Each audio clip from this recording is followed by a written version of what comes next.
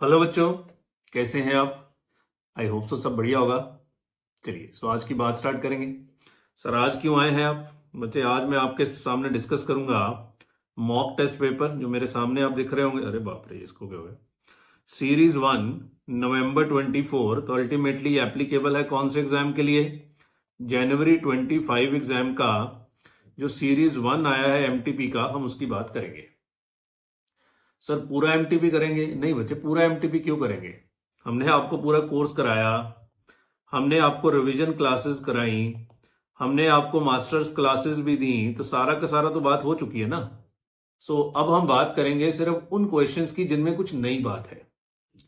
और इस एमटीपी में केस स्टडी भी बहुत आसान है, एफएम की भी बात करेंगे, एसएम की भी बात करेंगे। एसएम में ऐसा कुछ होता नहीं, तो इसलिए इस वीडियो में तो मैं एफएम की ही बात करूंगा। एसएम का हम अगर कोई नया क्वेश्चन होगा तो एसएम की बात हम नेक्स्ट लेक्चर में करेंगे। पर एसएम में नया क्वेश्चन तो बच्चे क्या ही बनेगा, नया बन भी जाएगा तो उसमें इतनी कोई दिक्कत नहीं होती, पर एफएम में बच्चों को दिक्कत आती है। तो इस वीडियो में हम एफएम के 2 क्वेश्चंस डिस्कस करेंगे जो इस एमटीबी के हैं और जिसमें कुछ नई बात है। सर नई बात क्या कि एक कॉन्सेप्ट ही नया है? हाँ बच्चे, एक तो कॉन्सेप्ट ही नया है। सीए फाइनल वैल्यूएशन का क्वेश्चन डाल दिया है। हालांकि अगर आप ध्यान से पढ़ो तो वो कैपिटल बजटिंग स्टाइल का क्वेश्चन है, आप कर सकते हैं, बट स्टिल मैं एक बार डिस्कस कर दूंगा तो आपके लिए इजी हो जाएगा। और एक फैक्टरिंग का बड़ा अच्छा सवाल दिया है, और हमेशा की तरह जो एफएम में हमेशा ही होता है कि इंस्टीट्यूट की दोनों आंसर्स में गलतियां। दोनों आंसर्स में गलतियां हैं, वो गलतियों की भी चर्चा करेंगे कि इंस्टीट्यूट ने कहां पे गलत कर दिया। फैक्टरिंग में तो बड़ी भयंकर गलती करी हुई है, वो हम बात करेंगे। क्लियर है? बाकी जो एमटीपी है बहुत इजी है, हमेशा की तरह पहला केस है, फिर 2-3 एमसीक्यूज हैं, 15 नंबर के आपको पता है एमसीक्यूज आने हैं, एक 2 मार्क का, एक 2 मार्क का, एक 1 मार्क का। इनमें कुछ नहीं है, सब कुछ एज इट इज हमने क्लासेस में सब कुछ डिस्कस किया हुआ है, ये अब आपने खुद ही करना है। ठीक है, मैं आपके साथ पहले डिस्कस करूंगा फैक्टरिंग का क्वेश्चन, जिसमें ऑलमोस्ट सब बच्चों को ही दिक्कत है। मुझे बहुत सारे मैसेजेस आ रहे थे, तो मैंने कहा मैं एक बार वीडियो बना के दे देता हूं। क्वेश्चन नंबर 3, एमटीपी का क्वेश्चन नंबर 3 बच्चे, ये बहुत बढ़िया सवाल है। और आपको याद होगा जब हम फैक्टरिंग कराते हैं क्लास में, तो मैं एक फैक्टरिंग का मास्टर प्रॉब्लम कराता हूं आपको। मैं कहता हूं पहले एक क्वेश्चन कर लो, उसमें मैं सारे पॉइंट डाल देता हूं, फिर हम धीरे धीरे छोटे छोटे इंस्टीट्यूट के घटिया से क्वेश्चंस करते रहते हैं। घटिया इन द सेंस उनमें गलतियां होती हैं और कोई दिक्कत थोड़ा ना है। जो ये मास्टर प्रॉब्लम टाइप सवाल है, इसमें सारे पॉइंट्स है। क्या इनमें से कोई पॉइंट ऐसा है जो हमने ना डिस्कस किया हो? जी नहीं, हमने सारी बातें क्लासेस में डिस्कस की हुई हैं। हाँ, क्वेश्चन अलग है और आंसर तो बहुत ही घटिया तरीके से पेश किया गया, तो मैं आपको बढ़िया प्रेजेंटेशन भी करा दूंगा, वैसे करा दूंगा जैसे हम क्लासेस में करते थे। आपको आराम से समझ में आ जाएगा। टाइम ना वेस्ट करते हुए डायरेक्टली सवाल पे अटैक करते हैं। आप 1.5 पे लगा के वेले करिएगा, आपके एग्जाम में मुझे पता है। बढ़िया जी। Zomo limited currently has a turnover of 120 lakh, 75% of which is on credit. तो सेल है, क्वेश्चन को ध्यान से पढ़ने में ही मेन चीज होती है। 125 लाख, जिसमें क्रेडिट सेल हो गई 120 का 75%, यानी कि 90 lakh. The variable cost ratio is 80%। तो ये फैक्टरिंग का क्वेश्चन है, मैं बार बार बोल रहा हूं, variable cost ratio is 80%। Okay, and credit terms are offered at 2/10 net 30, कि अगर 10 दिन में पेमेंट करोगे तो 2% डिस्काउंट मिलेगा। On the current sales volume, मैं मान के चल रहा हूं जो ये क्लास लगा रहा है उसको फैक्टरिंग आता है, ठीक है। On the current sales volume the bad debts are 1%, and the company spends 1,20,000 annually on administrating its credit sales, including staff salaries. These costs are avoidable. तो 3 बातें बोली गई हैं। एक आपका 80% वेरिएबल कॉस्ट रेशियो है, तो पीवी रेशियो हो गई 20%, so your contribution is 20%। Credit terms इतने हैं, 1% के आपके बैड डेट्स चल रहे हैं, और 1,20,000 आपकी एडमिनिस्ट्रेशन की कॉस्ट है। आगे, in addition 60% of the customers avail of the 2% cash discount. 60% लोग कैश डिस्काउंट लेते हैं, and the remaining customer take 60 days on an average to pay after the date of sale. और बाकी 60 दिन में पैसा देते हैं। मैं हमेशा क्लास में बोलता होता हूं, ये जो 2/10 ये रेलेवेंट होता है, ये नेट 30 रेलेवेंट नहीं होता। नेट 30 का मतलब ये होता है 30 दिन में पैसे देने हैं। तो अगर आप 30 दिन में नहीं देंगे तो हम नहीं लेंगे। लेंगे इसलिए वो कह रहे हैं कि 60% लोग तो ऐसे हैं जो डिस्काउंट के चक्कर में हमें पेमेंट करते हैं। तो बताओ ये 60% लोग कितने दिन में पेमेंट करते होंगे? मान के चलूंगा 10 दिन में। हालांकि इसमें भी अजम्पशन होगी, कोई 8 दिन में देता होगा, कोई 9 दिन में देता होगा, पर क्योंकि उनको डिस्काउंट मिल रहा है तो मैं मान के चलूंगा ये 60% लोग 10 दिन में पेमेंट करते होंगे और remaining customers take 60 days on an average to pay after the date of sale, और बाकी 40% लोग 60 दिन बाद पेमेंट करते हैं। तो अगर आपका एवरेज कलेक्शन पीरियड देखा जाए, एग्जिस्टिंग एवरेज कलेक्शन पीरियड, तो 10 दिन में पेमेंट करने वाले 60% लोग हैं और 60 दिन में पेमेंट करने वाले 40% लोग हैं। तो ये 6 हो गए और ये 24 हो गए, सो टोटल कितने दिन हो गए? 30 डेज। तो आपका एग्जिस्टिंग एवरेज कलेक्शन पीरियड चल रहा है कितना? 30 डेज। मैं बार बार बोल रहा हूं, मैं मान के चल रहा हूं आपको फैक्टरिंग आता है, मैं फैक्टरिंग नहीं समझा रहा हूं, मैं सिर्फ ये क्वेश्चन करा रहा हूं। The book debts are financed by a mix of bank borrowing and own funds in the ratio 1:1। जितने भी फाइनेंसिंग होती है डेटर्स की, अपॉर्चुनिटी कॉस्ट जिसको हम बोलते हैं, कुछ बैंक ओवरड्राफ्ट से होती है और कुछ अपने पैसे से होती है। अब बैंक की बोरिंग का रेट 15% है और अपने पैसे का रेट कितना है? 14% है। तो सेम क्लास में मैंने आपको कराया हुआ है, ठीक है, ओके। तो हम कह सकते हैं कि एग्जिस्टिंग का कॉस्ट ऑफ कैपिटल कितना है? 15% plus 14% divide by 2, 14.5% is your cost of capital. Sir divide by 2 को किया तो 1:1 रेशो का क्या मतलब होता है? 1/2 और 1/2। तो डिवाइड बाय 2 मतलब 14.5% आपका एग्जिस्टिंग कॉस्ट ऑफ कैपिटल है। However, Zomo Limited is also considering dynamic discounting। ये एक नई बात है, वो कोई डायनामिक डिस्काउंटिंग की स्कीम सोच रहा है for its cash customers, which might incentivise the more customers to pay earlier by increasing the discount rate. तो वो कुछ एक कैश डिस्काउंट की स्कीम सोच रहा है, डिस्काउंट और बढ़ाना चाहता है। This could lead to a potential reduction in bad debts to 0.8%। इससे बैड डेट्स 0.8% हो जाएंगे। पहले कितने थे? पहले थे बैड डेट्स 1%। अब डिस्काउंट बढ़ाएंगे, ज्यादा से ज्यादा लोग पैसे देंगे तो बैड डेट्स कम होकर कितने हो जाएंगे? 0.8%। But may also increase the cost of the discount receive to 2.5%। पर पहले जो डिस्काउंट 2% था, अभी वो डिस्काउंट बढ़ के हो जाएगा 2.5%। सो अभी तक क्या हुआ है सवाल में? वो कह रहे हैं मेरे पास 2 ऑप्शन है, इधर देखो। पहली ऑप्शन को हम नाम देते होते हैं इन हाउस मैनेजमेंट, और दूसरा इन्होंने नाम दिया है डायनामिक डिस्काउंटिंग। है ये भी इन हाउस ही, पर ये इन हाउस है डायनामिक डिस्काउंटिंग। वो कह रहे हैं आज आपकी सेल्स कितनी है? आज आपकी सेल्स है 120 लाख और आपकी क्रेडिट सेल है 75% ऑफ 120 लाख, कितना? 90 लाख। अभी सवाल पूरा नहीं हुआ, मैं एक बार यहां तक का क्वेश्चन आपको समझा देता हूं। 90 लाख, ठीक है। वेरिएबल कॉस्ट रेशो 80% है, तो पीवी रेशो कितनी हो गई आपकी? 20%। तो कंट्रीब्यूशन अभी चल रहा है 90 का 20%, 90 का 20% यानी कि 18 लाख, ओके। अभी आपका डिस्काउंट चल रहा है, डिस्काउंट रेट है 2%, और डिस्काउंट लेने वाले कस्टमर्स कितने हैं? कस्टमर्स अवेलिंग डिस्काउंट कितने हैं? 60%। आपका एग्जिस्टिंग एवरेज कलेक्शन पीरियड कितना है? ये हमने निकाला था। एग्जिस्टिंग एवरेज कलेक्शन पीरियड कितना है? 60% कस्टमर है जो 10 दिन में पैसे देते हैं और 40% कस्टमर है जो 60 दिन में पैसे देते हैं। तो आपका एग्जिस्टिंग एवरेज कलेक्शन पीरियड है कितना? 30 डेज का। और एक आपकी एडमिनिस्ट्रेशन कॉस्ट है 1.2 लाख। यही सारा डाटा है इन हाउस का, यही डाटा दिया हुआ है, बिल्कुल ठीक है। बैड डेट्स दिए हुए हैं, तो एग्जिस्टिंग बैड डेट्स है कितने? 1% के, ठीक है। ये है इन हाउस। फिर वो कॉस्ट ऑफ कैपिटल निकाला हमने। कॉस्ट ऑफ कैपिटल कैसे निकाला? वो कह रहा था 50-50% फाइनेंसिंग होती है, 15% प्लस 14% डिवाइडेड बाय 2 यानी कि 14.5%। 50-50% फाइनेंसिंग होती है, तो your cost of capital is इतना। अब वो एक डायनामिक डिस्काउंटिंग सोच रहा है, इससे क्या होगा? बैड डेट्स 0.8% हो जाएंगे। डायनामिक डिस्काउंटिंग में बैड डेट्स 0.8% हो जाएंगे और कॉस्ट ऑफ डिस्काउंट ऑफर्ड बढ़ के हो जाएगा कितना, 2.5%। अभी तो दो ही बातें बोली हैं, बाकी देखते हैं अगर आगे कुछ बोलता है तो। आगे बढ़िए जी। अब फैक्टरिंग पे आ गया है। Has proposed a deal with the following terms. Factor reserve रखेगा 12%, मतलब फैक्टर 88% का आपको लोन दे देगा। फैक्टर आपको 25 दिन में पेमेंट करेगा, तो जो पहले 30 दिन के लिए पैसा फंस रहा था, अब वो पैसा कितनी देर के लिए फंसेगा, 25 दिन के लिए फंसेगा।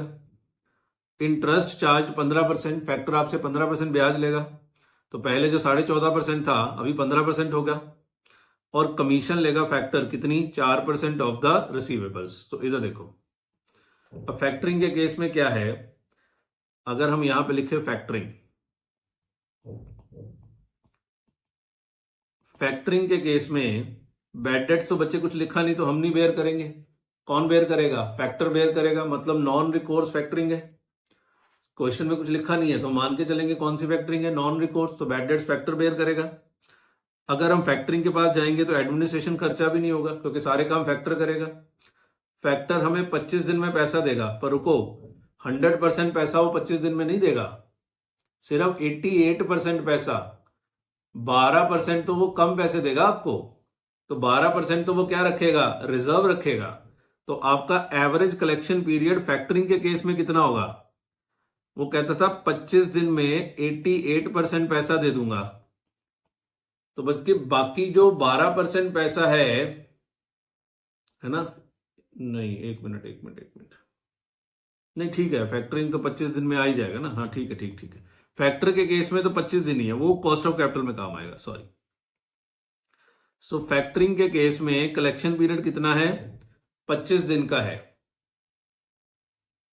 एक सेकेंड,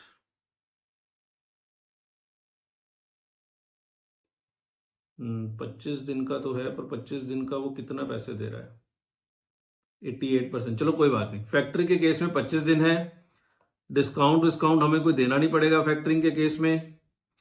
और कॉस्ट ऑफ कैपिटल फैक्टरिंग की हम निकाल लेते हैं, इधर देखो, तो फैक्टर हमें 25% पैसा देगा, सॉरी 88% पैसा देगा, 12% क्या रखेगा, रिजर्व रखेगा, और वो 88% हमें देगा 15% के रेट पे।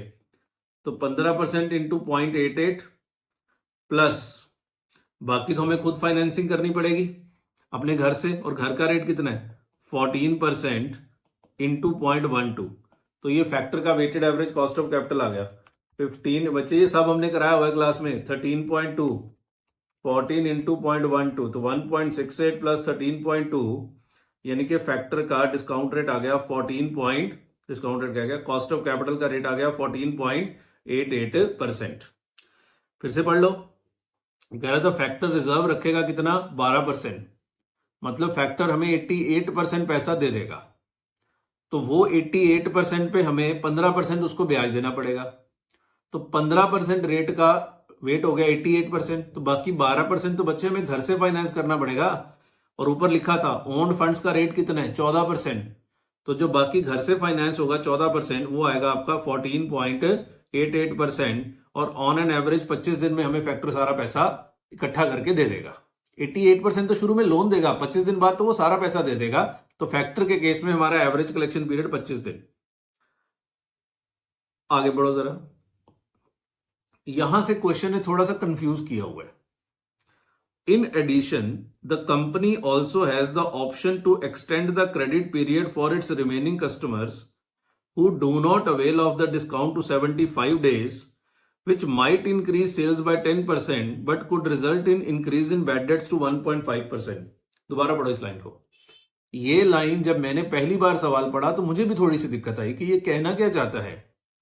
पढ़ो जरा दोबारा, क्या लिखा है, इन एडिशन मतलब इनके अलावा। एक तो ये हो गया ना डायनामिक डिस्काउंटिंग, एक हो गया factoring. In addition company also has the option to extend credit period for remaining customers who do not avail discount to 75 days. अब ये कौन सी ऑप्शन की बात कर रहा है बच्चे, ये डायनामिक डिस्काउंटिंग और फैक्टरिंग में तो नहीं हो सकता, ये इन हाउस की बात कर रहा है। ये थोड़ा सा कंफ्यूजिंग है, सवाल में क्लैरिटी नहीं है। This should have been written before that. ये इन हाउस में आज 60% लोग आपसे 2% डिस्काउंट लेते थे, तो बाकी 40% कितने दिन में पैसा देते थे? 60 डेज में। वो कह रहा है इन 40% का बढ़ा के मैं 75 दिन कर सकता हूं, जिससे मेरी सेल 10% बढ़ जाएगी, पर उससे मेरे बैड डेट्स भी 1.5% हो जाएंगे। तो ये थर्ड ऑप्शन है सवाल में, इन हाउस में भी चेंज कर दिया गया है। तो इन हाउस में ये जो डेटा लिखा है, ये वाला डेटा अब ये किसी काम का नहीं है, मुझे यहां इन हाउस का नया डेटा बनाना पड़ेगा। अब इधर देखो, इन हाउस का नया डेटा, सेल 120 लाख है, वो कह रहे हैं ये सेल आपकी 10% बढ़ जाएगी, तो सेल कितनी हो जाएगी? 120 प्लस 10%, 132 लाख। क्रेडिट सेल हो गई इसका 75%, यानी कि 99 लाख। पीवी रेशो 20%, तो आपका कंट्रीब्यूशन हो गया कितना? 19.8 लाख। डिस्काउंट अभी भी 2% ही है, और 60% लोग डिस्काउंट देंगे, पर जानते हो आपका कलेक्शन पीरियड चेंज हो जाएगा अब। क्यों? इधर देखो, अब 60% लोग तो 10 दिन में पैसा दे रहे हैं, वो पहले भी दे रहे थे, अभी भी दे रहे हैं, पर बाकी 40% लोग अब कितने दिन में पैसा देंगे? 75 डेज में। तो 75 इंटू 0.4 प्लस 6, आपका कलेक्शन पीरियड होगा कितना? 36 डेज का। एडमिनिस्ट्रेशन कॉस्ट अभी भी लगेगी आपकी 1.2 लाख। बैड डेट्स जो पहले 1% थे, अभी बढ़ के कितने हो जाएंगे? 1.5% हो जाएंगे। वो यही कह रहा है ना। और अब आपका कॉस्ट ऑफ कैपिटल भी चेंज हो जाएगा। नहीं नहीं नहीं, नहीं, कॉस्ट ऑफ कैपिटल वही रहेगा, कॉस्ट ऑफ कैपिटल नहीं चेंज होगा ना, वो तो 14.5% ही रहेगा, क्योंकि इन हाउस और उसका वेट तो सेम ही है। तो इन हाउस में भी उसने चेंज करा दिया, पर ये क्लैरिटी से लिखना चाहिए था कि ये हम एग्जिस्टिंग में चेंज करने को कह रहे हैं। मतलब उसके पास 3 ऑप्शन है, या तो इन हाउस में ये चेंजेस कर ले, इससे सेल बढ़ रही है, या डायनामिक डिस्काउंटिंग ले आए, या फैक्टरिंग ले आए। क्लियर हो गई बात? समझ आ गया? बहुत बढ़िया सवाल है ये, बहुत ही बढ़िया। गिवन अभी और भी कुछ है। The cost of funds is expected to rise to 16% next year. लो बच्चे, हम हमें कॉस्ट ऑफ कैपिटल निकाले जा रहे हैं, अगर अगले साल से कॉस्ट ऑफ फंड बढ़ के 16% हो जाएगा। चलो बाद में देखते हैं इसको। एक और पॉइंट है, Z limited plans to introduce late payment penalties. Okay, वो कह रहा है जो पेमेंट लेट करेगा ना, उसको लेट पेमेंट पेनल्टी भी लगाएंगे। For customers who take more than 60 days at 5% of outstanding receivables after 60 days. जो 60 दिन बाद पैसा देंगे, उन पे 5% पेनल्टी लगेगी। 60 दिन बाद कौन पैसा देंगे? ये 75 दिन वाले 40% लोग। 40% लोग 60 दिन बाद पैसा देंगे, तो इन 40% पे 5% की वो पेनल्टी भी लगाएगा, तो ये आपकी इनकम हो गई। ठीक है, 360 डेज मानने हैं required. Should Z limited opt for dynamic discounting और फैक्टरिंग फर्म्स ऑफर। वो कह रहे हैं डायनामिक के साथ जाऊं या फैक्टरिंग के साथ जाऊं, उसने तो इसको पूछा ही नहीं है, ये वाले पार्ट की तो बात ही नहीं करी। इन हाउस नहीं, आगे है।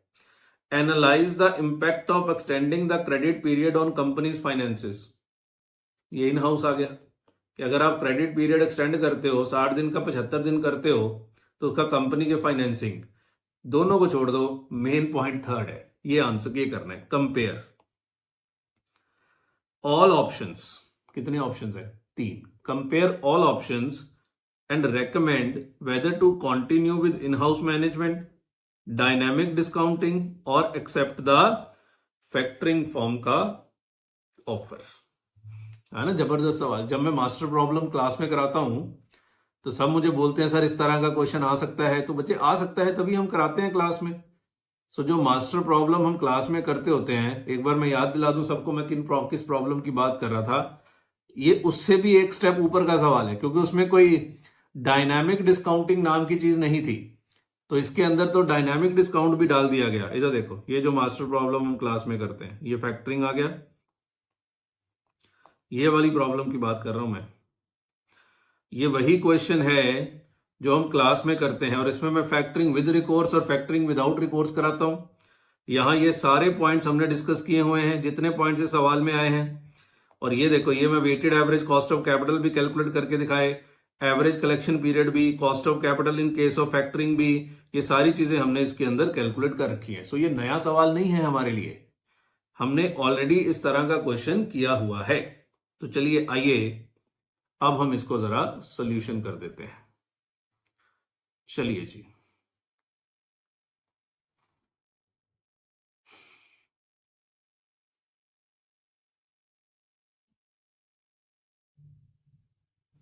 चलो अब देखो, इंस्टीट्यूट ने आंसर किया हो जाए गलत, पहले बता दूं मैं, तो मैं पहले आपको सही कराता हूं, फिर बता दूंगा इन्होंने क्या किया है, ठीक है। अब जरा डायनामिक डिस्काउंटिंग पे आओ। उसमें कुछ कुछ डाटा गिवन है, कुछ कुछ डाटा है ही नहीं। जैसे सेल नहीं बताया कितनी है, तो मान के चलूंगा 120 ही रहेगी। भाई मैं क्यों चेंज करूं, सेल सिर्फ एक में बढ़ाने को बोला है, दैट इज इन हाउस में। Credit sale 75%, 90 lakh, PV ratio 20%, 18 lakh. Discount 60% लोग पहले डिस्काउंट ले रहे थे, 60% लोग अब भी डिस्काउंट ले रहे हैं, यही मान के चलेंगे। और डायनामिक डिस्काउंटिंग में आपका एवरेज कलेक्शन पीरियड कितना हो जाएगा, ये मैं यहां पे निकालता हूं। डायनामिक डिस्काउंटिंग में एवरेज कलेक्शन पीरियड कितना हो जाएगा, तो डायनामिक डिस्काउंटिंग में आपने क्या किया था, अरे वो तो 30% ही रहेगा ना, ये 30 डेज ही रहेगा डायनामिक डिस्काउंटिंग में। क्यों, क्योंकि इसमें तो एवरेज क्रेडिट पीरियड तो एक्सटेंड नहीं किया गया ना। तो जो नॉर्मल 30 डेज चल रहा है, डायनामिक डिस्काउंटिंग में सिर्फ रेट चेंज हुआ है, डिस्काउंट तो उतने ही लोग ले रहे हैं। तो डायनामिक डिस्काउंटिंग में दो चीजें बदली हैं, एक कैश डिस्काउंट का रेट, एक बैड डेट का रेट, बाकी डिस्काउंट तो उतने ही लोग ले रहे हैं। और एडमिनिस्ट्रेशन कॉस्ट भी लगेगी डायनामिक डिस्काउंटिंग में, कोई दिक्कत वाली बात नहीं है। बैड डेट्स 0.8 होंगे, और इसका कॉस्ट ऑफ कैपिटल कितना होगा, हाँ ये बदल जाएगा ना। डायनामिक डिस्काउंटिंग का कॉस्ट ऑफ कैपिटल ये 14.5 ही होगा, बदल क्यों जाएगा। इन हाउस और वो उधर उधर से आधा आधा ही फाइनेंस करने, सो डायनामिक डिस्काउंटिंग का 14.5 ही आ जाएगा। क्लियर है। फैक्टरिंग की बात करो, सेल के बारे में कुछ नहीं बताया, मान के चलो 120 lakh, credit sale 90 lakh, PV ratio 20%, 18 जो नहीं बताया है ना। डिस्काउंट रेट वहां है नहीं, कितने कस्टमर डिस्काउंट अवेल करते हैं है नहीं, एडमिनिस्ट्रेशन कॉस्ट लगनी नहीं, बैड डेट होने नहीं, कॉस्ट ऑफ कैपिटल 14.88 है। लो जी, ये पूरा सवाल बन गया आपका। सो जो जो नहीं बताया था वो हमने खुद ढूंढ लिया। तो आइए, अब तो 5 मिनट लगेंगे इसको सॉल्व करने में। तो evaluation of 3 options, evaluation of 3 options. जिसने बच्चे फैक्टरिंग को सिंपल किया हुआ है उसके लिए सवाल बहुत मुश्किल है, पर हमने फैक्टरिंग को बड़े अलग लेवल पे कराया हुआ है, और इसका कारण क्योंकि हम सीए फाइनल में कई साल तक फैक्टरिंग करा चुके हैं, इसलिए हमने बड़े अलग लेवल पे फैक्टरिंग को डिस्कस किया था क्लास में, मुझे पता था इस तरह के क्वेश्चंस आ रहे हैं। तो इन हाउस, और इन हाउस में भी रिवाइज्ड वाला करना है, ये वाला इन हाउस मैनेजमेंट, ये वाला इन हाउस रिवाइज्ड, एग्जिस्टिंग वाला थोड़ा करना है, ठीक है। तो पहले मैं अपना सोल्यूशन करा दूं, फिर इंस्टीट्यूट का बता दूंगा इन्होंने कहां गड़बड़ करी है। फैक्टरिंग और डायनामिक डिस्काउंटिंग, चलो दूसरा डायनामिक डिस्काउंटिंग रखते हैं, तीसरा फैक्टरिंग। याद है मैं क्लास में बोलता होता हूं टोटल 6 चीजें हैं, क्या हो रहा है, टोटल 5 या 6 पॉइंट्स होते हैं, और कोई पॉइंट इसमें आता नहीं, और वो सारे पॉइंट इसमें दिए, रादर एक एक्स्ट्रा ही है पेनल्टी। पेनल्टी या बैड डेट में से माइनस भी कर सकते हो, या पेनल्टी को अलग से इनफ्लो दिखा सकते हो। सो बताओ, सबसे पहले आपका कंट्रीब्यूशन कितना, सेम तरीके से कराऊंगा जैसे मैंने क्लास में आपको मास्टर प्रॉब्लम कराई थी। सो कंट्रीब्यूशन आपका कितना है इन हाउस में, 99, यहां 90 और यहां 90। क्रेडिट सेल है, सॉरी, कंट्रीब्यूशन आपका है 19.8, 18 और 18। सर कंट्रीब्यूशन लिखना पड़ेगा, यस लिखना पड़ेगा, क्यों नहीं लिखना पड़ेगा। अगर कंट्रीब्यूशन नहीं लिखना तो इसका एक अलग तरीका होता है, वो भी बता दूंगा। 19.8, 18 और 18, सो ये तीनों का कंट्रीब्यूशन हम पहले ही निकाल चुके थे, 19.8, 18 और 18। क्लियर है। आइए जी, अब दूसरी बात, बैड डेट्स। टोटल 5-6 चीजें होती हैं, बताओ इन हाउस के बैड डेट्स का रेट क्या था, 1.5%, और यहां पे 0.8%। तो 1.5% किसका होगा, क्रेडिट सेल का। क्रेडिट सेल कितनी है, 99। तो 99 का 1.5%, 1.485, और बैड डेट्स आपके खर्चे हैं। डायनामिक के केस में 0.8% ऑफ क्रेडिट सेल, और यहां क्रेडिट सेल कितनी है, 90। तो 90 का 0.8%, 90 इंटू 0.8%, 0.72, और यहां पे ये आएगा ही नहीं। क्लियर है। फिर एडमिनिस्ट्रेशन एक्सपेंस, इन हाउस में देखो कितने हैं, 1.2, 1.2, और डायनामिक डिस्काउंटिंग में भी 1.2, ये भी खर्चा है आपका। जबकि अगर फैक्टर के पास जाओगे तो फिर अपना डिपार्टमेंट थोड़ा चलाओगे, वो तो बंद हो जाएगा। तीसरा आता है कैश डिस्काउंट। तो इन हाउस रिवाइज्ड में आप डिस्काउंट दे रहे हो कितना? इन हाउस रिवाइज्ड में डिस्काउंट तो 2% ही है, पर ये 2% कितने परसेंट लोग ले रहे हैं? 60% कस्टमर ले रहे हैं। और ये 60% किसका है? क्रेडिट सेल का। और क्रेडिट सेल कितनी है? 99। तो 99 का बच्चे 2% लोग डिस्काउंट ले रहे हैं, किसका 2% होता है? सेल का। और कितने परसेंट लोग डिस्काउंट ले रहे हैं? 60%। तो 99 का 60%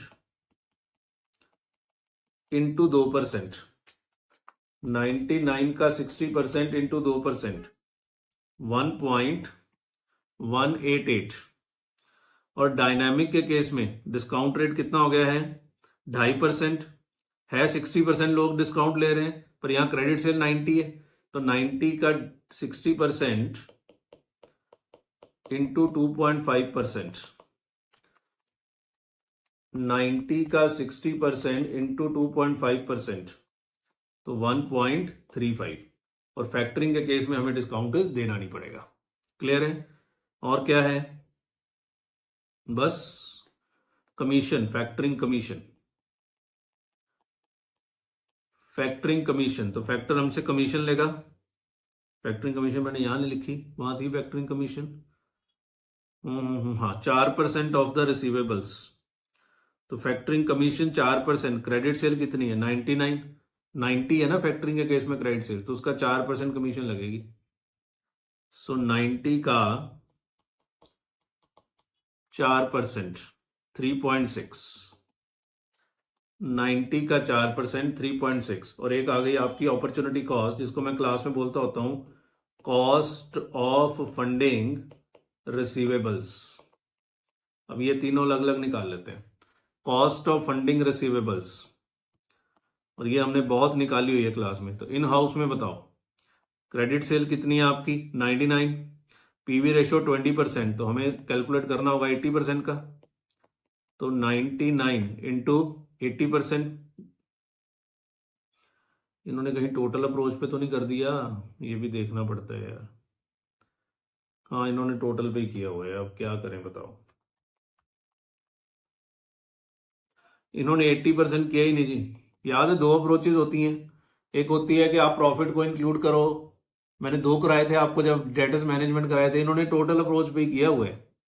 मतलब 99 का 80% इन्होंने किया ही नहीं है, जबकि आपको पता है प्रॉफिट के लिए वर्किंग कैपिटल थोड़ा चाहिए होती है, पर ये लोग टोटल पे करें। मैं भी टोटल पे कर रहा हूँ। सो 99, दोनों अप्रोचेज चलती हैं भाई, टोटल अप्रोच या मार्जिनल कॉस्टिंग अप्रोच, जैसे मर्जी कर लो। सो 99 इंटू इन हाउस का रेट कितना था? 14.5%। और कितने दिन के पैसे फंस रहे हैं आपके? कलेक्शन पीरियड क्या निकाला था हमने? 36 डेज। ये बहुत पंगे वाले पॉइंट थे, और 360 डेज मान रहे हैं। सो 99 into 4.5% into 36 divide by 360, 1.4355। So in house का आ गया 1.4355। डायनेमिक, डायनेमिक में क्रेडिट सेल थी 90, वहां भी 14.5%, और वहां 30 डेज हमने ऊपर निकाले। सो 90 इंटू 14.5% डिवाइड बाई 10, 1.305, 1.305। 90 था ना credit sale? Yes. Into 14.5% into 30/360, 1.305 ही आ रहा है। इन्होंने कितना निकाला है? 30/360 है ना?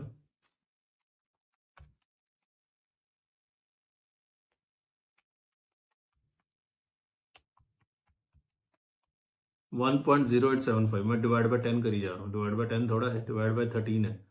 1.0875। सो 1.0875।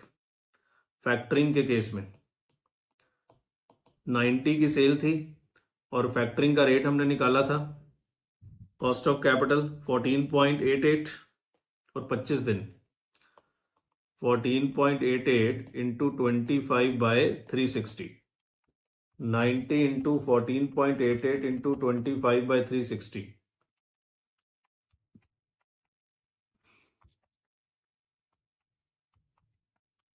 0.93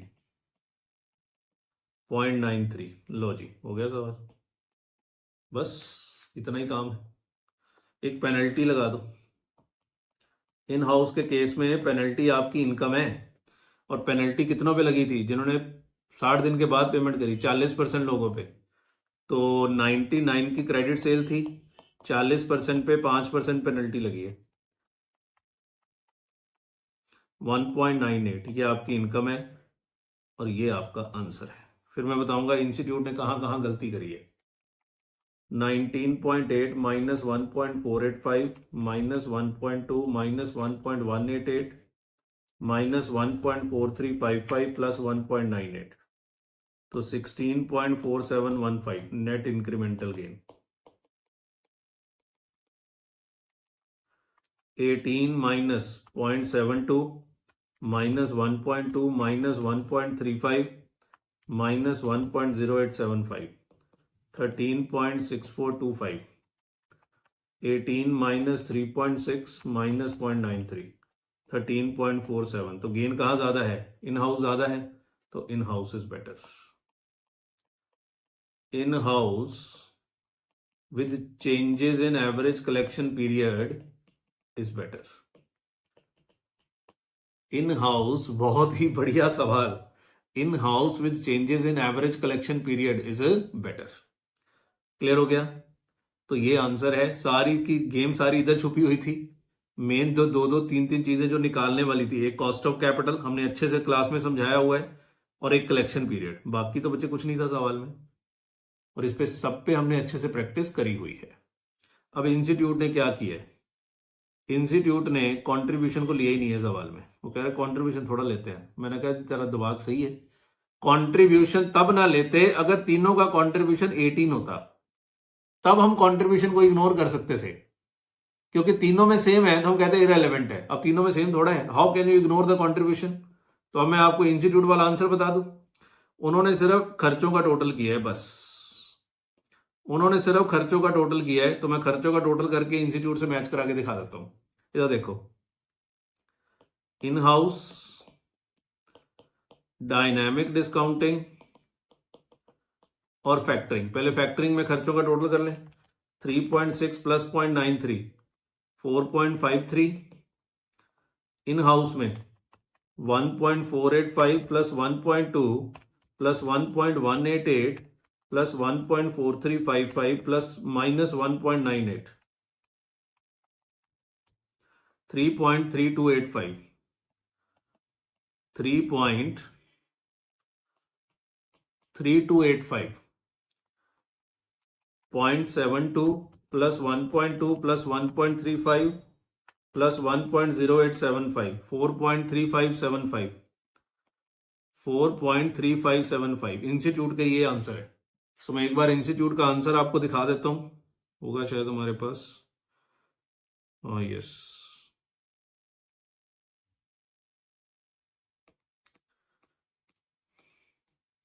सो बच्चे ये आंसर गलत है, क्योंकि सेल को आप इग्नोर कैसे कर सकते हैं? देखो इन्होंने एक तो कोई फॉर्मेट नहीं बनाया, सीधा ही आंसर कर देते हैं ये लोग। हमने आपको टोटल फॉर्मेट में करा दिया। ये आ गया जी फाइनल डिसीजन। आओ जरा मैच करा लो फाइनल डिसीजन। ये देखो इन हाउस 3.3285, उनका इन हाउस लास्ट वाला है। इधर देखो 332,850 एग्जैक्टली मैच हो गया। 3.3285, 332,850। डायनामिक हमारा है 4.5375, 4.3575। इधर देखो 4.435750 एग्जैक्टली मैच हो गया। फैक्टरिंग में हमारा है 4.53, उसका 450 to 780 है। इसमें भी उसने गलती करी है, थोड़ी सी कमीशन निकालने में और ब्याज निकालने में, वो छोड़ो ऑलमोस्ट सेम ही है। 4.53 और 450 to 780 220 रुपए का अंतर है, उसमें भी उसकी छोटी सी गलती है, कोई बात नहीं, छोड़ो। पर उन्होंने आंसर में बच्चे किसको कंसिडर ही नहीं किया। सर हमें कौन सा करना है बच्चे? करेक्ट आंसर तो यही है, तो करेक्ट आंसर तो आप यही करो, कोई गलती नहीं करा। उसने लिखा हुआ है एक्चुअली में इन हाउस बेटर आ रहा है ना। उसने पता क्या लिखा है कि इधर देखो इन हाउस के खर्चे कम आ रहे हैं, तो इन हाउस इज बेटर। वो कह रहा है इन हाउस के खर्चे भी कम है और इसमें सेल भी बढ़ रही है, तो उसने थ्योरेटिकली लिख दिया, तो आप उसको पूरा लिख के आओ, कंट्रीब्यूशन निकाल के देके आओ उसको। क्लियर हो गई बात। और दूसरा बच्चे, एक सवाल में चीज गिवन थी जो हमने भी इग्नोर कर दी, the cost of funds is expected to rise to 16% next year. तो आपको नहीं लगता सारी जगह 16% रेट लेना चाहिए था कॉस्ट ऑफ फंडिंग रिसीवेबल्स, जबकि हमने तो पुराने रेट लिए हैं सारे के सारे। हाँ, फैक्टर का तो हमें यही लेना है 15%, फैक्टर का आप चेंज नहीं कर सकते, पर इन हाउस का तो चेंज होगा, ये 14% वाला 16 होना चाहिए, पर इंस्टीट्यूट ने इसको भी इग्नोर किया तो मैंने भी कर दिया। तो फैक्टरिंग का क्वेश्चन जब जब आया है हमेशा कोई ना कोई गड़बड़ हुई है, हमेशा ही हुई है, पता नहीं क्या समस्या है इस टॉपिक को, पर चलो अब क्या कर सकते हैं। ठीक है, आपको मैंने क्वेश्चन समझा दिया है, सिमिलर क्वेश्चन हमने क्लास में कराया हुआ था, वहां मैंने ये कराया था, फिर से देख लो एक बार, आपको याद आ जाएगा। ओहो, ये क्या निकल गया, छोड़ो यार, इधर था, ये रहा। सो वहां हमने ये वाला टॉपिक कराया था आपको, सेम फॉर्मेट में, इन हाउस, रिकोर्स और नॉन रिकोर्स। तो जिसको ये सवाल समझ में आ गया उसको ये भी कुछ समझ में आ जाएगा, आरटीपी एमटीपी वाला क्वेश्चन भी सेम ही पॉइंट थे, बस यहां पे उन्होंने डायनामिक डिस्काउंटिंग डाल दिया था। ठीक है, ये क्या है सर, ये मेरे बेटे का काम है जी। आइए, सो आप लिख लीजिए अब इसको, क्योंकि आपको इंस्टीट्यूट का क्वेश्चन समझ नहीं आएगा, सो आपको लिखना ही पड़ेगा। चलिए पॉज करिए, ऊपर करेंगे, पॉज करिए, ऊपर करेंगे, पॉज करिए। चलिए, सो आराम से इसको बच्चे पॉज करके लिख लीजिएगा। ओके, क्लियर है। एक तो ये क्वेश्चन था जो बहुत ही अच्छा सवाल था, बच्चों की काफी क्वेरी थी। एक सवाल बच्चे और है जो सीए फाइनल का क्वेश्चन है, यहां क्यों डाल दिए हैं ये लोग मुझे नहीं पता। ये वाला क्वेश्चन है, ये वैल्यूएशन ऑफ कंपनीज का क्वेश्चन है। और बच्चे वैल्यूएशन हमारे सिलेबस का पार्ट थोड़ा है, वैल्यूएशन तुम सीए फाइनल में पढ़ते हैं, बिजनेस वैल्यूएशन का चैप्टर है सीए फाइनल में। अब चलो मैं फाइनल में पढ़ाता हूं तो मैं आपको करा तो दूंगा, ये है बहुत आसान, कुछ नहीं करना, पर इसमें भी गलतियां हैं। एक बहुत भयंकर कॉन्सेप्चुअल मिस्टेक्स हैं, वो कॉन्सेप्चुअल मिस्टेक्स हैं, वो सीए फाइनल में भी करते हैं। तो ऐसा कोई नई बात नहीं है, वो ये सीए फाइनल में भी करते हैं। क्या है कि मान लो एक्स लिमिटेड वाई लिमिटेड को अक्वायर करने जा रहा है, वो अकाउंट्स में पढ़ते हो ना, अमेलगमेशन, एब्जॉर्प्शन, वही इसको मर्जर बोलते हैं। कि एक्स जो है वो न्यू कंपनी है, अगर अमेलगमेशन की भाषा में बोलूं तो वाई ओल्ड कंपनी है, एक्स वाई को खरीद रहा है, तो वाई की वैल्यू निकलवाना चाहते हैं। अब वाई की वैल्यू कैसे निकालते हैं बच्चे, वैल्यूएशन करने के बड़े तरीके होते हैं। एक होता है कैश फ्लो मेथड, जहां present value of future cash flow कर देते हैं, तो हमारा आंसर आ जाता है। इसको हम सीए फाइनल में बोलते हैं FCFF, free cash flow to the firm model. FCFF model तो कुछ नहीं है, टारगेट कंपनी जिसको आप खरीद रहे हैं वो फ्यूचर में कितना कमाएगी, उसकी सारी कमाई की आज प्रेजेंट वैल्यू कर दो। सर कमाई का मतलब क्या है, cash flows. Sir cash flows मतलब कैपिटल बजटिंग याद है, सी फैट, कैपिटल बजटिंग में जो सी फैट निकालते थे वही निकालना है। तो जितने भी ये कैश फ्लो निकालेगा उसकी पीवी करनी है। अब कंपनी की लाइफ कितनी होती है, इनफाइनाइट।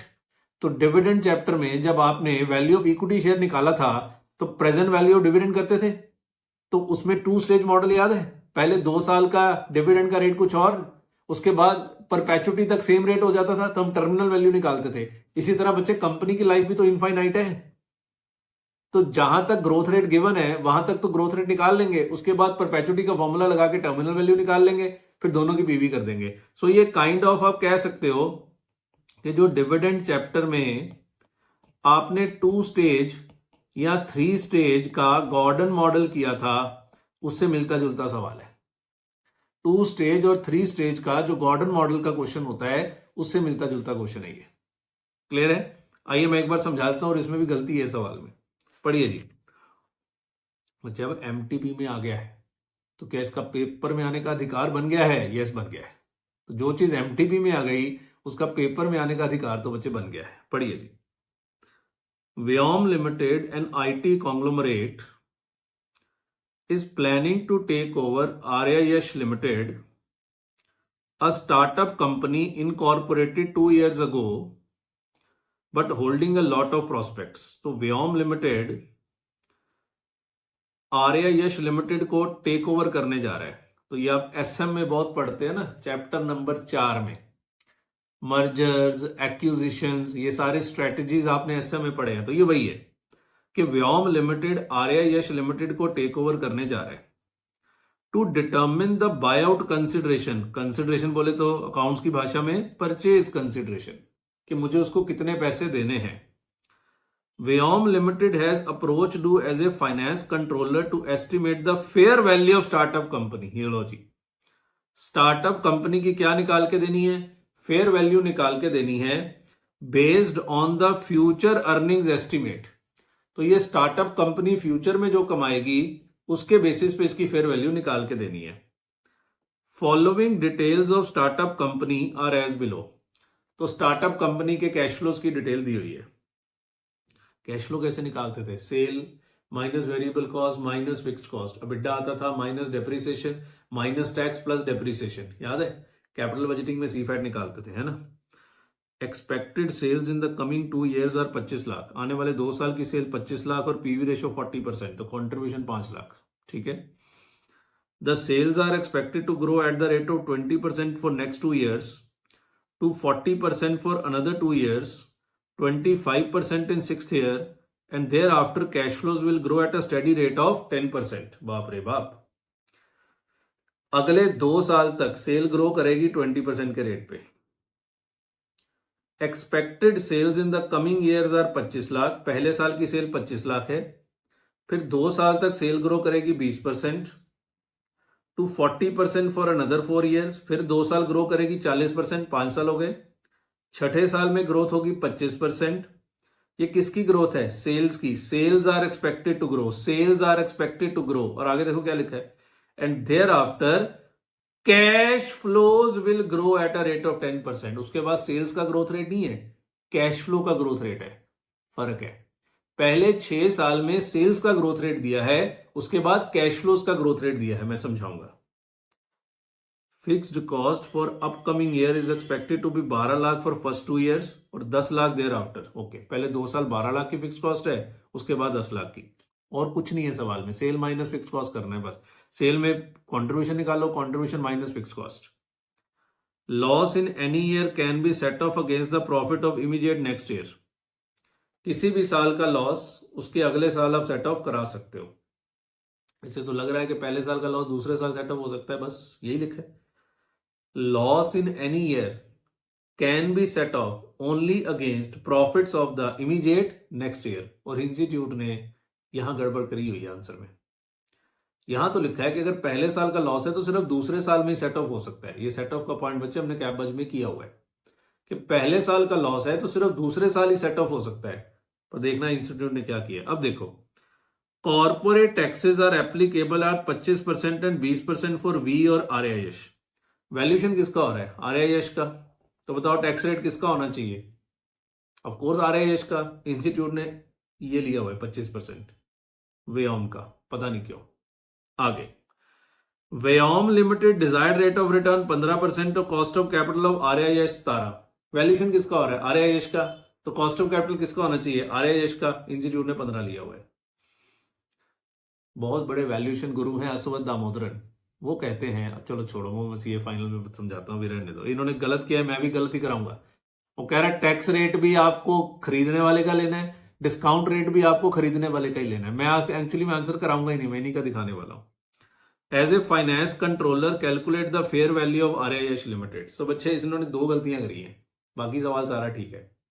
एक तो इन्होंने टैक्स रेट खरीदने वाले का ले लिया है जबकि टारगेट का होता है।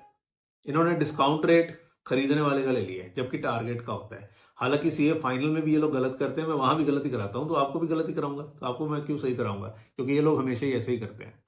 ठीक है, वो कह रहा है फेयर वैल्यू निकाल दो कंपनी की। अब हमारे कौन से सिलेबस में है फेयर वैल्यू का चैप्टर बताओ? सिर्फ फेयर वैल्यू इक्विटी शेयर निकालते हैं, वो भी गॉर्डन मॉडल में बस। सो मैं इन्हीं का ही आंसर आपको दिखा देता हूं एक बार,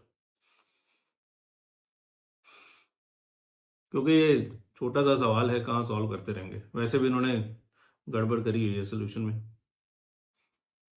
ये देखो, इन्होंने पहली लाइन गलत लिख दी है कि फेयर वैल्यू कंपनी किसके बराबर होती है? Present value of all future cash flow discounted eight expected rate of return of acquiring company, नहीं बेटे नहीं। अश्वत्थ दामोदरन कहते हैं खरीदने वाले का डिस्काउंट रेट नहीं होता, हमेशा जिसको आप खरीद रहे हैं टारगेट कंपनी का डिस्काउंट रेट लगता है। वो उसके कुछ कारण होते हैं, अभी छोड़ो। अभी ये एक्वायरिंग कंपनी का लेंगे, व्योम का लेंगे, और व्योम का डिस्काउंट रेट बताओ कितना दिया हुआ है, एक बार मैं सवाल निकाल लूं।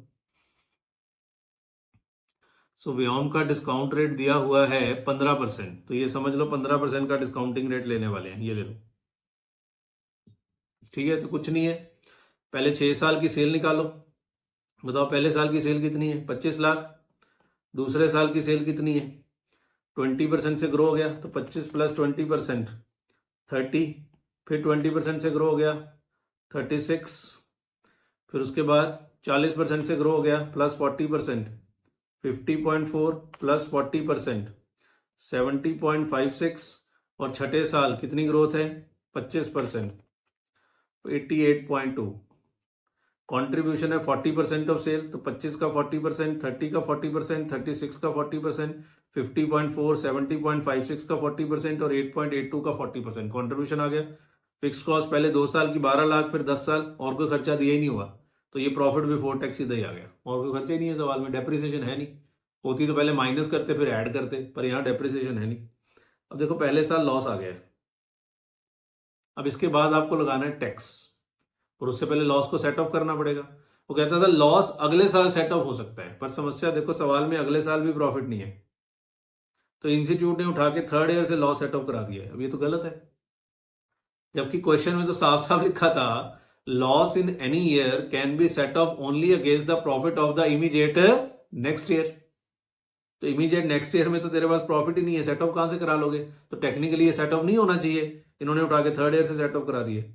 और टैक्सेबल इनकम 4.4 माइनस 2.4 निकाल दिया। मैं इसमें अब कुछ नहीं कर सकता, ठीक है सर हम करके आएंगे पेपर में, नहीं नहीं हम क्यों करेंगे, लिखा तो है अगले साल ही सेट ऑफ होगा, इमीडिएट नेक्स्ट ईयर में सेट ऑफ होगा, उसके बाद तो हो नहीं सकता। पर चलो, तो ये टैक्स वैक्स लगा दिए हैं, कैश फ्लो निकाल दिया है, और ये 15% के रेट पे उसने प्रेजेंट वैल्यू भी निकाल दी है सबकी, ये आ रही है जी 20.08, तो 15% रेट भी गलत है। अब टर्मिनल वैल्यू लेनी है। अब टर्मिनल वैल्यू में वो कहता था cash flow will grow at a study rate of 10%। अब फिफ्थ ईयर के कैश फ्लो देखो कितने हैं, सिक्स्थ ईयर के 18.96, तो सेवंथ के कितने होंगे 18.96 into 1.1 plus G divided by K minus G, 15% minus 10%, याद है, ये टर्मिनल वैल्यू आ गई। तो 20.08 प्लस 217 की भी प्रेजेंट वैल्यू निकाल दो, टर्मिनल वैल्यू की भी, जैसे आप गॉर्डन मॉडल में करते हो, और ये आपकी वैल्यू ऑफ कंपनी आ गई। ये सारा प्रोसीजर आपको आता है, मेन ये क्वेश्चन ही अलग तरह का था, इसलिए मैंने एक बार आपके सामने कर दिया। सो कुछ नहीं था, 6 साल के कैश फ्लोज की पीवी अलग करी, ये आई हमारी 20.08, फिर छठे साल में P6 निकाला, P6 आया 417.12, फिर इसकी पीवी निकाली, और इसकी पीवी आई है 180.20, और दोनों का total 200.28। This is the value of company.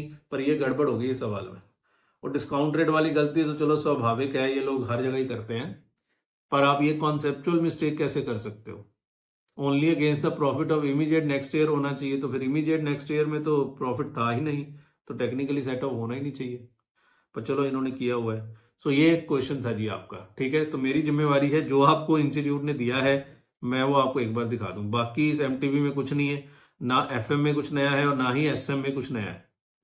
SM में तो वैसे भी बच्चे क्वेश्चंस जो भी होते हैं पढ़ के एक बार देखने ही होते हैं, है ना। मेन तो एफएम में प्रॉब्लम आती है जहां ये अलग अलग तरह के क्वेश्चंस डाल दिए जाते हैं, तो बाकी सारे मैनेजेबल हैं, आप खुद करके जाइए। केस स्टडीज बहुत आसान है, आई थिंक कैपिटल स्ट्रक्चर का केस स्टडी दिया हुआ है, ये बुक का क्वेश्चन है, ये हमारी बुक में भी है सवाल। चलो एनी हाउ, तो ये था सीरीज 1, अभी सीरीज 2 में देखूंगा, अगर कुछ दिखेगा नया तो मैं उसको भी आपके साथ डिस्कस कर दूंगा। Till then all the best for your exam, अच्छे से तैयारी करके जाइए, बहुत बहुत धन्यवाद, फिर मिलते हैं नेक्स्ट क्लास में, बाय।